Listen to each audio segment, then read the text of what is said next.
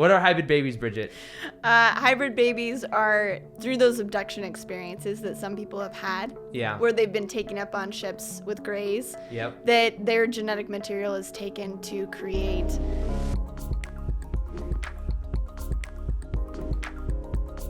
Today, I'm joined with my good friend, Bridget Nielsen. Thank you for joining. Thanks so much for having me, Aaron. Yeah, I'm excited to have you on. We're going to be talking about whether we are Pleiadian dolphins from the 12th dimension, or whether we're human, or whether we're both.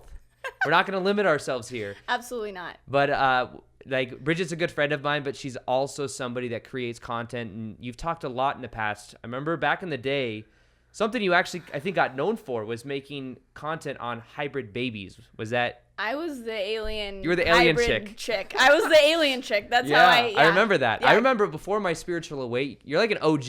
Yeah. Because back in the day, before I even got on YouTube or anything, I remember seeing your videos, and there was I think you made a video about like something in the 3D or something. Some of them were esoteric, some of them were more practical. But I remember it's such a niche, right? The whole ET Starseed like hybrid baby thing is such a niche. Absolutely. At that time, it was weird. And people would come in there and they'd be like, this is cool, but this is strange. Yeah. But then a few years passed, and now it's all the craze. Yeah. Right? People it's just absorb normalized. it now. Yeah, it's normalized. I think consciousness is able to handle that level of expansion.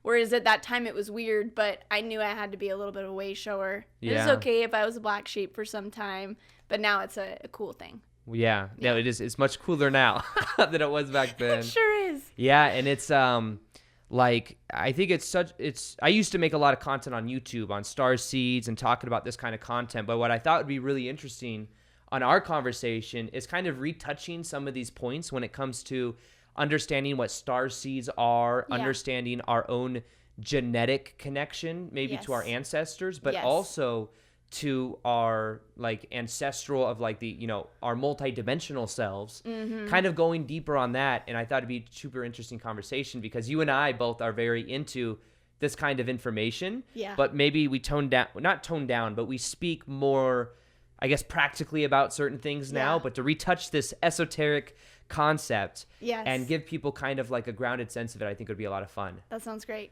So we'll get into that. So in general, what got you first into when you were like known as the hybrid baby, the hybrid baby mama?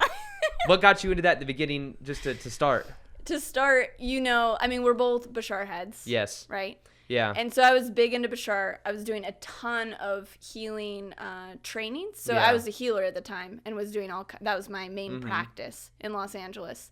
And I wanted more disclosure with the extraterrestrial stuff going on, just in general, but I didn't think I had a connection. And so I was like, well, what can I do? Like, how can I help? And so I knew that by disclosing in myself, that would help macrocosm disclosure, right? That so within, so without. And so that's what I did. And so I made my first YouTube channel talking about an extraterrestrial regression that I had of my experiences on the ship. And that was the first time that I knew that I had those connections because they're so buried in our subconscious. Wow. Was it a past life regression type thing? Yes, but it was oriented towards extraterrestrial experiences. So was it kind of like a QHHT Dolores Cannon type thing? Yes. Okay. Exactly. So what was that experience like then? What happened on the ship that you remember? I remember I was a little girl. So those inroads, did you have dreams when you were a little boy of like something peculiar? I had a dream when I was a little boy that I was one time in my bed. I was like probably 5 or 6 years old, or no, even younger, like 3 to 5 years old, but it's a very vivid memory of some type of ship that was sailing in, and it was like from Little Mermaid, and Ursula was there, like an Ursula type being was there, like an octopus being, and there was like these abstract things like floating around, but it reminded me of the Little Mermaid. That was the only reference point I had. Yeah. And it was so vivid, and I remember it so well. I don't remember much from my childhood. Yeah. But I remember that experience, and I just know there was something to that. And then listening to I was listening to Cosmic Disclosure with Corey Good. Yeah. And he was talking about how when he was a kid and he was being like brought off planet and stuff like this. Yeah. And that's a whole, like, just even making that statement right there, it opens up so, like, people are like, what the hell are you talking about? I know we had to, like, close cans as I know. we open them. But he talked about like one of the ways that these ET beings would come and get him was they would give him some type of reference point that he would recognize to feel comfortable. So it would be like a ship or something, right? Yep. So that I remember that. And my mom also had an abduction experience when she was pregnant. And of course she did. She made you. Maybe that's what I was wondering. I asked Bashar about this actually. Yeah. You know, and just to give people a basis, Bashar is like a channeler. Daryl Anka channels, Bashar, which is an entity or a being that it's a name that we use to understand or like to connect with him. Yes. But it's like an Abraham Hicks type thing, but it's more, I find it to be very profound and detailed with everything. And I've been watching since 2012 when I went through my awakening, thousands of hours of his content, and you same thing, right? Yes. And it talks a lot about how we're eternal spiritual beings living a temporary human experience. It talks a lot about how we have parallel incarnations. So we think of past lives and future lives as like these things that we were in the past, but in actuality, all time exists now. So when we're connecting to past lives or future lives or even lives on different planets and different solar systems of higher dimensional versions of us, those exist right now. We're just connecting to them. And that's one thing that Bashar talks a lot about. And he also talks a lot about hybrid babies. What are hybrid babies, Bridget?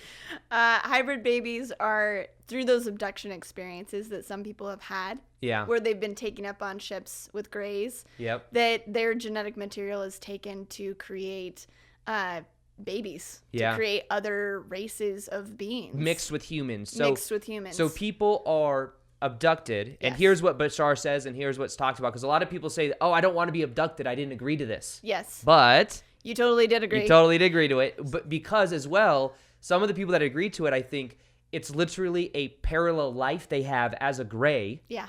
And not always, but a lot of times. Yes. So, or it's another part of their family, or it's an agreement that they had, but at a soul level, they agreed to be abducted, and it's just their fear or their, that's maybe projecting onto it as this really fearful experience. But to use that genetic material to then, the hybrid babies, and isn't the idea behind the hybridization agenda, which is what Bashar calls it? Yeah. Because one of the first forms of contact we're going to have is bringing these hybrid babies down onto the planet, because we would be violent towards like other adult like ETs, right? Because that's our level of consciousness at this moment. Yeah. Eventually we're going to transcend through that, but we'd have much softer energy towards like a hybrid teenager or a hybrid baby, right? Exactly. We like babies. We're made to protect babies. Yeah. And my dad actually posted a picture of when he was a little kid, and then my nephew. So you got to see 3 generations, and they look very similar, except my nephew has these giant eyes. Wow. And like his face shape is so different than even my dad's. Yeah. So not only are like the kids coming back down for contact,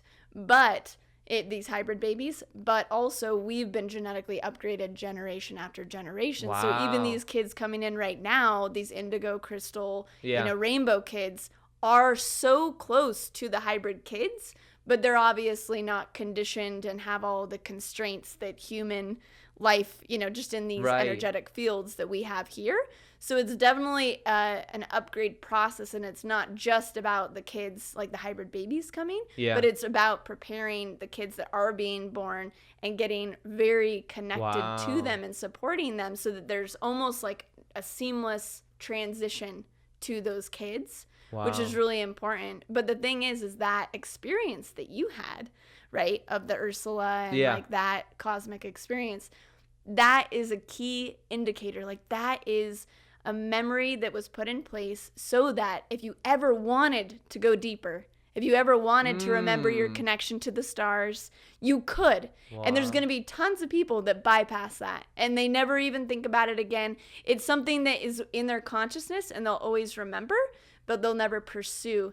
And that is the inroads to where regressionists take you in. Wow. So I had one of those experiences too, and that's how my tapping back into that memory, tapping back into that energy, that's the inroads back into contact, which led to my regression, which led to all this opening up to all that we're talking about right now. So I'm sorry to interrupt you before as well, but what happened in that again? You were... I was taken, so it feels like a similar experience to when you were a little boy. That was probably some kind of contact experience. It also feels like an Atlantean echo, like with all the underwater stuff. Yeah. Like as I'm sitting here looking at you, you know, I'm like, oh yeah, okay. I haven't seen the Atlantean in you, but now I do. Yeah. That's so cool. It's what I have to do because I'm just like sitting in your presence, and now I feel it. But yeah, so I went back in to this time when I was little, and when I was taken up on the ship, and then when I saw this whole hybridization program playing out, and I saw my parents, you know, on tables, their genetic material getting taken. I was still really little, and so we were levitating and playing these like psychic games with me and my little brother. So I remembered all these different details of that timing particular when I was a little babester on the ship. Yeah. That's a really cool memory. And that's what I shared on YouTube. Yeah. And then that's what led to me being, like, it became popular, that video and that stream, so I kept talking about that. That's kind of how it works. Even that's how it worked with me. I became known as the Law of Attraction guy. Yeah. And it was because I was making videos, and then Law of Attraction videos got a lot of attention. People wanted more of it, so I was like, let me share as much as I can, you know? Exactly. So for you, it was alien babies, hybridization. Yeah. I never thought that would have happened. Yeah. And I never thought anyone would ever watch it, but actually one of my friends was main host of a radio show in Los Angeles. Mm-hmm. So the day after I posted the video, thinking no one would ever see it, but I wanted to disclose myself. So I was kind of hiding, you know, from it actually happening. It was on the biggest radio station in Los Angeles. Yeah. My voice talking about my experience. Wow. I don't know if that's even legal, but that's what had happened, and that's where I got my start because it started moving. Snowballing, things. Yeah. Mm-hmm. Wow. It was crazy. Yeah. I think that's really cool. I think that's cool that's kind of your it's funny watching people go to Bashar's conferences and so many people ask that question, do I have hybrid children? It is so common that many people listening to this may have some type of maybe part of that hybridization agenda somehow, and they may have a certain split of their DNA, because it's not like you have hybrid babies, like you gotta imagine having to pay like hybrid baby child support. You agree to this, you know? You'd have to pay a lot. Yeah. Well, because some people have like 30 kids, right? I think my dad has like hundreds. Yeah. But it's like the way that Bashar says it is it's a certain percentage of DNA. Exactly. Like he may have 100 hybrid children that have 5% of his DNA. But how many have the dominant DNA? That's the question, right? Exactly. That's the question. Yes. So... okay, so that's fascinating. It's fascinating because a lot of us may at these subconscious levels have these connections that we're totally unaware of. Exactly. And what you were saying earlier about the unlocking of different memories, I feel like, you know, when I was studying and reading about Bashar, one thing he talks about was how his planet went Essassani. Mm-hmm. So basically, Bashar is the future self of Daryl. Yes. Daryl is past in Bashar's timeline, and Bashar is like his future self in a way. And basically, in his planet Essassani, which is a little bit out of our reality in the Orion constellation, says that when they went through a transformation, they all like lay down for 3 days or something. It was like their version of like the second coming of Christ in a way, right? Mm-hmm. It was they went and they laid on the floor and they went. Do you remember it at all, or they went to sleep and then they woke up into like a higher state of consciousness? Yeah. And I remember the more, you know, I've listened to hundreds of hours of Bashar, but one thing he kind of talked about is that a lot of the first contact experiences we have may be just memories unlocking. Absolutely. So it's not like maybe, yes, eventually, you know, and what Bashar says, between the years of like 2025 to 2033, high degree of probability that some form of first contact could happen. Yes. What do you think that'll look like? I hope you guys enjoyed that little segment from my podcast called the Aaron Doughty Podcast. If you want to listen to the rest of that episode, click the link below. You'll see it on iTunes and Spotify. You can download episodes. It's so easy to listen to. You can do it while you're working out, while you're driving. It's so convenient. And that's where new episodes go live every Tuesday and Thursday. Every single week, I have guests coming on the podcast. I have solo episodes, and we go really deep. This is really a place where I get very personable and I share more about things I'm thinking of. I share my top book insights, and you can check it out and subscribe below, and you will see it there. So iTunes, Spotify, listen to the rest of the episode below as well. And I hope you guys enjoyed. And as always, I'll see you guys on the next episode. Peace, much love, and namaste.